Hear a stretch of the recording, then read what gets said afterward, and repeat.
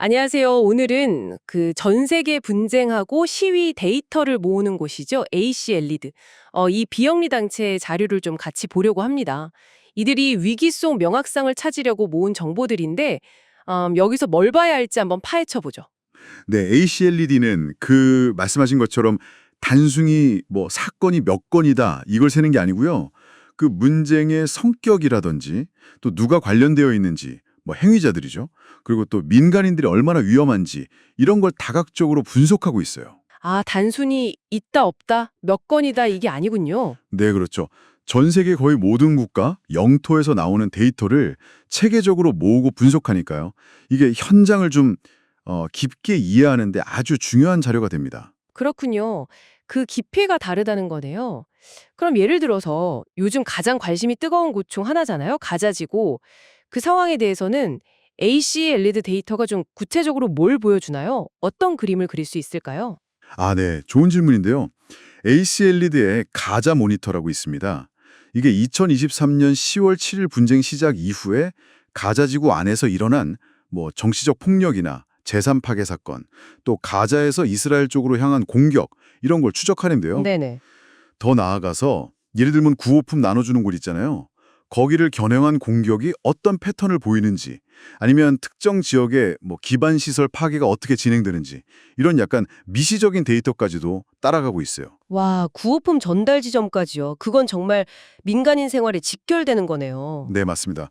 그게 이제 분쟁이 실제 사람들의 삶에 미치는 영향을 보여주는 거죠. 그리고 또 2025 분쟁 관심 목록이라는 것도 있는데요. 이건 그냥 막 폭력이 잦은 곳만 뽑는 게 아니에요. 10군데를 뽑아서 심층 분석을 제공하는 겁니다.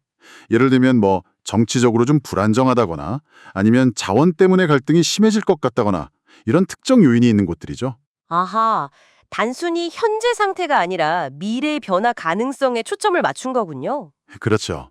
세계에서 가장 좀 복잡한 위기 상황들을 좀 더 깊이 들여다보려는 시도라고 할 수 있습니다. 특정 지역의 그런 세밀한 데이터도 중요하지만 또 전체적으로, 전 세계적으로 분쟁의 어떤 흐름인지 이런 걸 좀 조망할 수 있는 도구도 필요할 것 같은데요. 국가별로 위험도를 비교한다든지. 아, 물론입니다. 그게 바로 분쟁 지수, 콘플릭트 인덱스라는 겁니다. 이게 2024년 12월 기준으로 지난 1년간 모인 정치 폭력 데이터를 가지고요. 전 세계 모든 국가랑 영토를 4가지 기준으로 평가해요. 4가지 기준이요. 어떤 건가요? 치명성, 그러니까 사망자 수가 얼마나 되나, 그리고 민간인 위험도, 민간인 대상 공격이 얼마나 잦은가, 또 지리적 확산, 분쟁이 얼마나 넓게 퍼져 있나, 마지막으로 무장단체 분열, 얼마나 많은 그룹들이 활동하나, 이 4가지입니다. 오, 치명성, 민간인 위험, 확산, 분열. 흥미롭네요. 네, 이게 재미있는 게 예를 들어 사망자 수는 적어도, 그러니까 치명성은 낮아도 이 무장단체 분열도가 높으면 예상 못한 방향으로 분쟁이 커질 위험이 있다. 뭐 이런 분석이 가능해지는 거죠. 아, 그렇군요. 단순히 사망자 수만 보면 놓칠 수 있는 부분을 보여주는 거네요. 훨씬 입체적인데요. 맞습니다.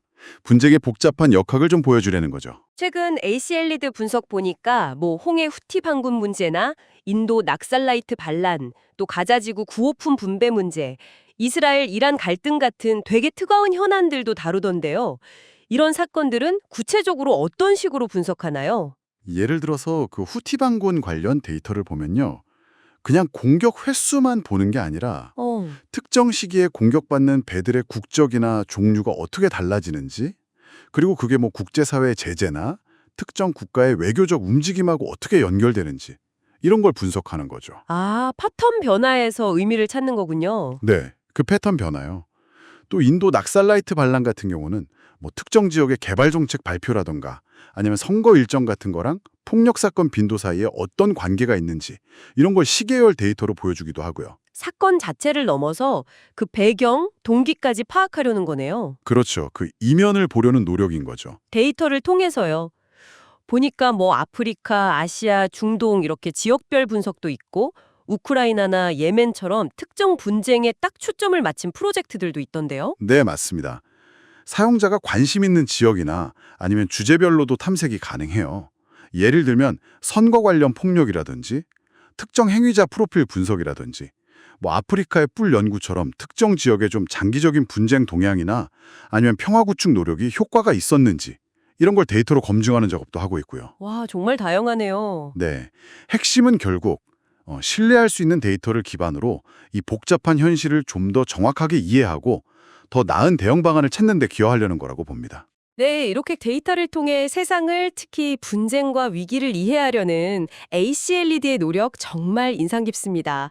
정보가 넘쳐나는 시대잖아요, 사실. 근데 문득 이런 생각이 드네요. 이렇게 많은 데이터, 객관적인 지표들이 과연 우리에게 진짜 명확성을 줄 수 있을까? 어쩌면 이 정보들을 받아들이고 해석하는 우리 자신의 관점, 또 성찰이 그 명확성을 완성하는 마지막 열쇠가 아닐까 한 번쯤 생각해 보시면